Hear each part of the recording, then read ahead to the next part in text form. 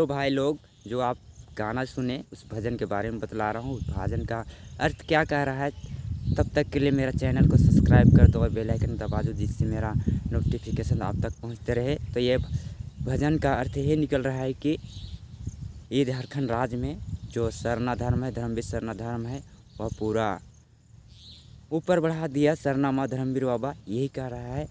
और ये सरना टुमका को ही इसी तरह गाना गाए हैं। तो इस गाना का पूरा अर्थ पूरा समझने के लिए अच्छा से ये गाना को पूरा सुनिए।